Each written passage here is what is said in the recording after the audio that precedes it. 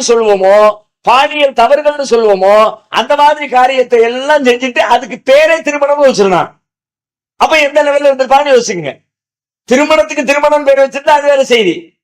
தப்புக்கு போய் திருமணம் பேர் வச்சிருந்தா, உழைப்புக்கு உழைப்பு பேர் வச்சிருந்தா சரி.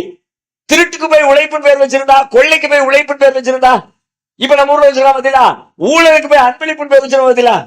அரசு அலுவலகங்கள் எல்லாம் எழுதி போட்டிருப்பாங்க, அன்பளிப்பு கொடுப்பதும் கூடாது, அன்பளிப்பு பெறுவதும் கூட. அன்பளிப்பா அரசு அலுவலகத்துல போய் எவன் யாருக்கு அன்பளிப்பு கொடுக்க போறான்?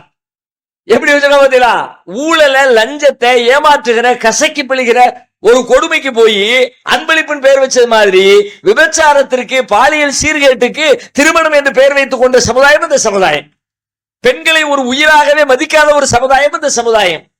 பெண் குழந்தைகளை கதற கதற கண்களுக்கு முன்னால் குழி தோண்டி புதைத்து சாகடிக்கின்ற ஒரு சமுதாயம்.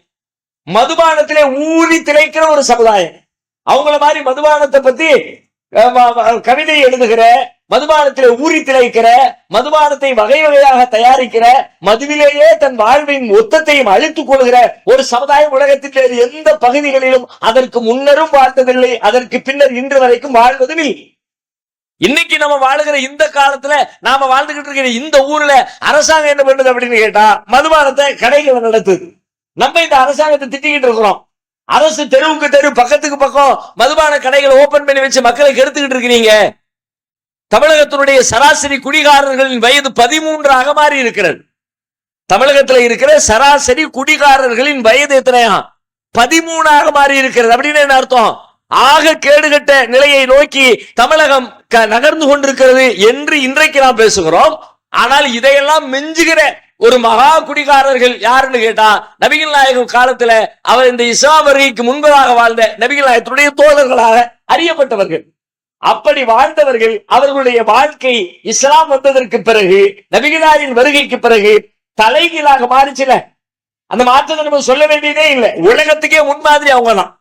மதுவை ஒழிக்கணுமா, அவங்கள போல முன்மாதிரி சொல்றதுக்கு உலகத்துல வேற சமுதாயமே கிடையாது. இந்த மாதிரி ஒரு சமுதாயம் நபிகள் நாயகம் ஸல்லல்லாஹு அலைஹி வஸல்லம் அவருடைய வருகைக்கு பிறகு அவர்கள் எப்படி மாறினாங்கன்னா, அடுத்தவங்க சொத்துக்கு ஆசைப்படல, தான் உசிரே போனாலும் அடுத்தவங்களுக்கு தர்மம் பண்ணினாங்க, தான் சம்பாதிச்ச சொத்து மத்துக்கள்ல மத்தவங்களுக்கு பங்கு கொடுத்தாங்க, தன்னுடைய உயிருக்கு உயிராக மத்தவங்களை நேசிச்சாங்க, அடுத்தவங்களுக்கு ஒரு துன்பம்னா தனக்கு துன்பம் நேர்ந்தது போல பாவிச்சாங்க, ஒழுக்கத்துல உயர்ந்து நின்னாங்க, பெண்களை மதிக்க ஆரம்பிச்சாங்க, பெற்றோர்களுக்கு கீழ்ப்படிஞ்சாங்க, உலகத்துக்கே ஆட்சி முறையினா என்ன என்பதை கற்றுத்தந்தாங்க, அறிவுனா என்னங்கிறத உலகமே பாடம் படிச்சுக்கிறதுக்கு முன்மாதிரியா வாழ்ந்தாங்க.